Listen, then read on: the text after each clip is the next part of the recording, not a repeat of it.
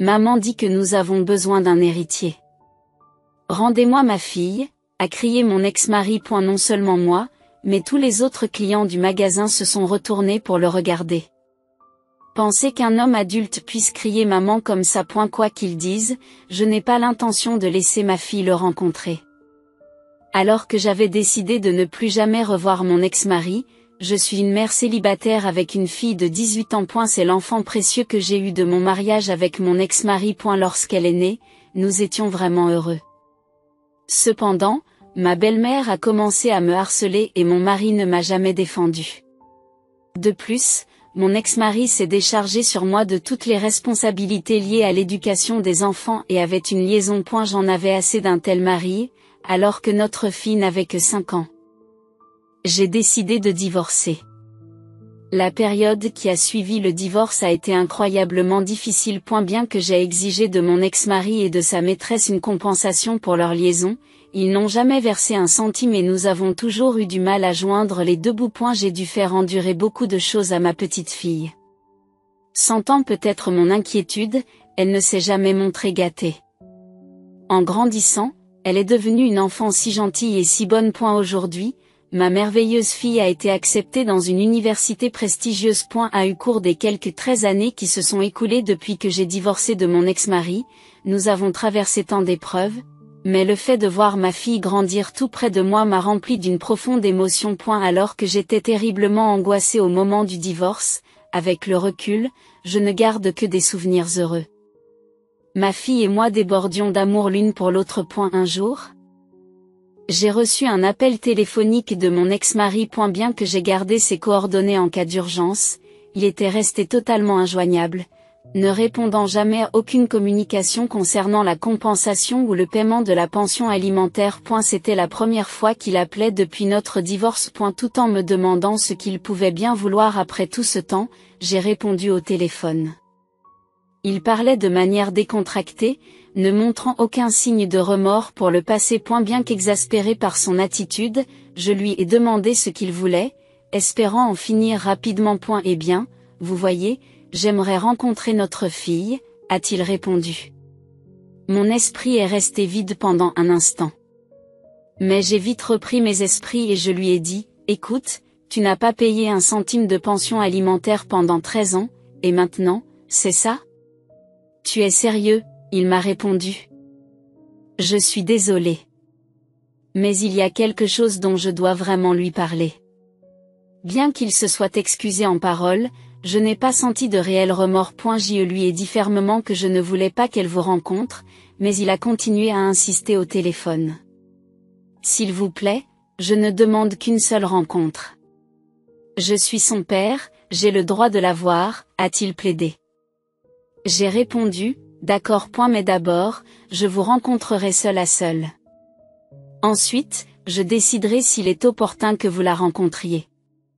Il a accepté. Après notre divorce, mon ex-mari a épousé la femme avec laquelle il avait eu une liaison. Elle était beaucoup plus jeune que moi.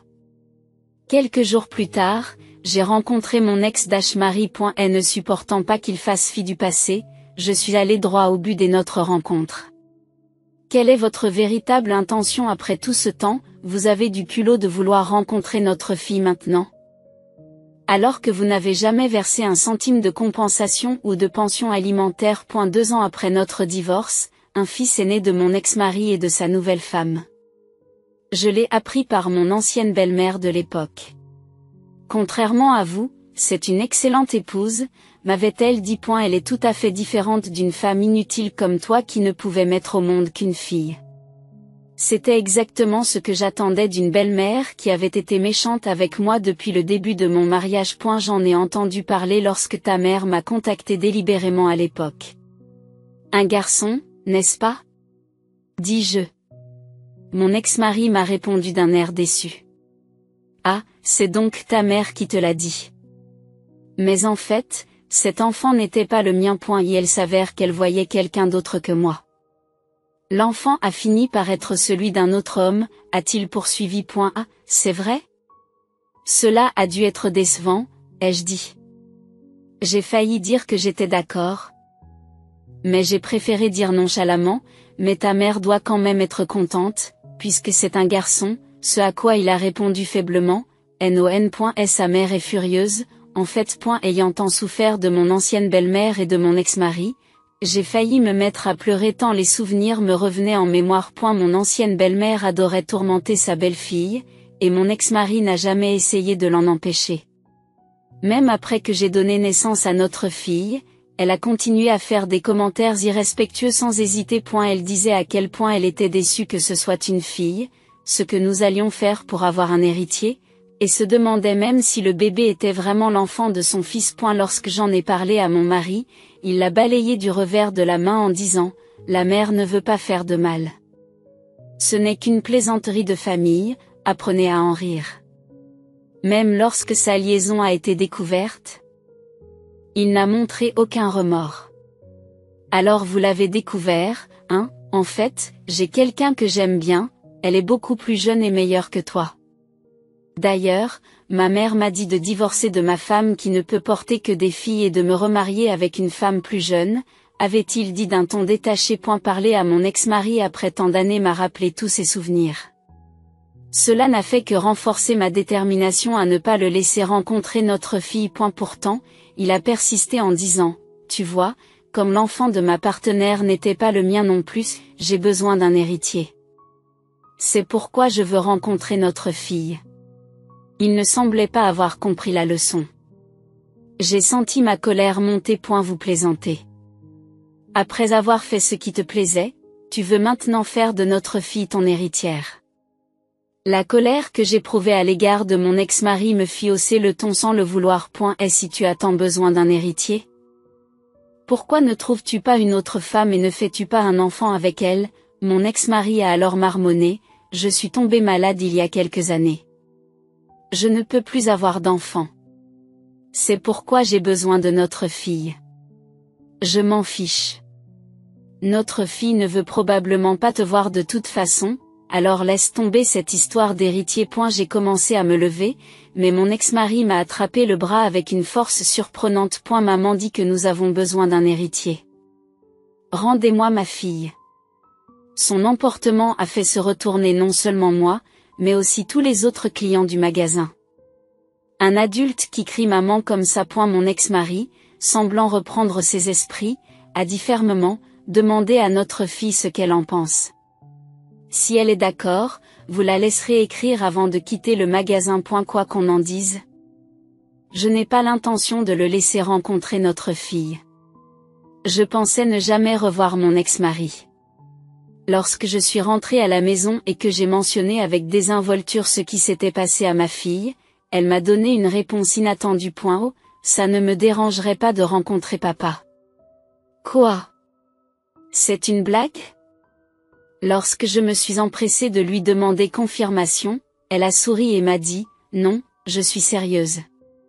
Si je rencontre papa, cela veut dire que grand-mère sera là aussi, n'est-ce pas? Cela me donne encore plus envie de les rencontrer.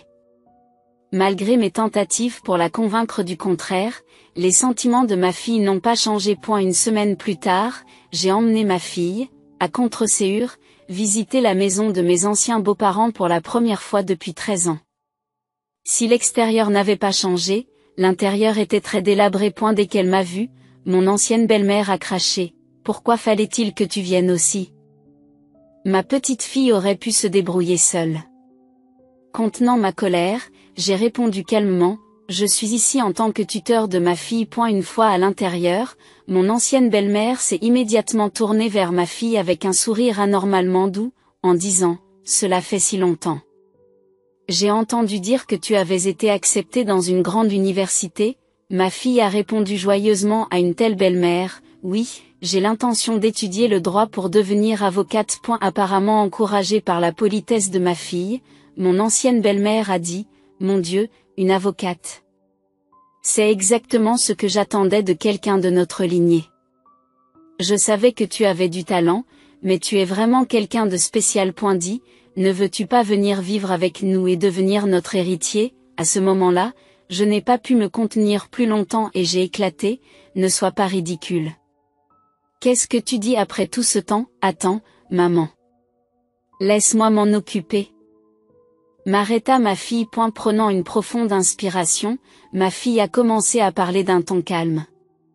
Je ne sais pas ce que tu crois, mais je ne suis pas venue ici aujourd'hui pour devenir l'héritière de qui que ce soit. Les yeux de mon ancienne belle-mère s'écarquillèrent comme pour dire, « Qu'est-ce que tu veux dire ?»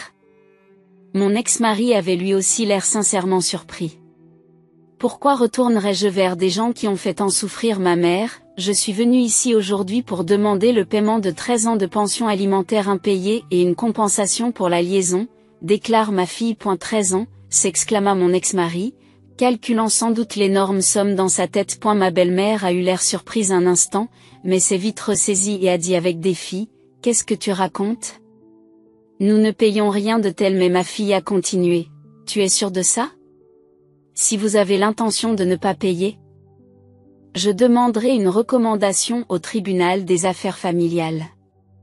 Si vous refusez toujours de payer, nous saisirons vos économies et votre salaire. N'hésitez pas à choisir cette voie si vous préférez. Je ne peux m'empêcher d'admirer ma propre fille.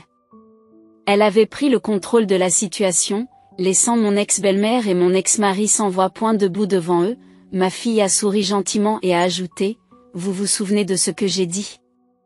Je veux devenir avocate. » Ce coup de grâce de ma fille a laissé mon ex-belle-mère et mon ex-mari complètement dégonflés, comme des coquilles vides. Maman, rentrons à la maison. Nous en avons fini ici, sourit ma fille comme si rien ne s'était passé. En la regardant, je me suis dit que même moi, en tant que mère, je n'aurais pas pu mieux gérer la situation. Mes cris n'auraient jamais eu l'impact que les mots de ma fille ont eu sur ces deux personnes. Comme ma fille l'avait dit. Nous avons ensuite engagé un avocat et exigé le versement d'une pension alimentaire et d'une indemnité. Mon ex-belle-mère et mon ex-mari ont transféré le montant total en une seule fois. À en juger par leur comportement, ils ne semblaient pas disposer d'une grande flexibilité financière. Je suis sûre qu'ils ont dû contracter des emprunts pour effectuer le paiement, ce qui signifie qu'ils devront probablement travailler jusqu'à l'os à l'avenir. Je crois que c'est le fait que ma fille ait parlé du tribunal des affaires familiales et de la saisie des salaires qui les a convaincus d'abandonner et de payer. Merci, c'est grâce à vous. Je suis vraiment désolée pour toutes les épreuves que je t'ai fait subir. J'ai exprimé ma gratitude et mes excuses à ma fille. Elle m'a répondu d'un ton un peu énervé, « Oh, arrête, c'est de l'histoire ancienne. Je suis ce que je suis aujourd'hui grâce à toi, maman. Plus d'heures supplémentaires, d'accord? Prends mieux soin de toi. » Ces paroles m'ont fait monter les larmes aux yeux. Elle est vraiment devenue une personne merveilleuse. Plus tard, j'ai reçu un message absurde de mon ex-mari qui me disait, « J'ai tout payé, recommençons à zéro. » Je n'ai pas pris la peine de répondre et j'en ai profité pour bloquer tout contact avec lui. En regardant mon ex-mari, je me suis rendu compte qu'il y a des gens pitoyables qui, bien qu'adultes, ne changent jamais, même après des années. En revanche, ma fille continue à devenir une personne de plus en plus merveilleuse. En la regardant de près, je suis profondément reconnaissante d'avoir donné naissance à cet enfant.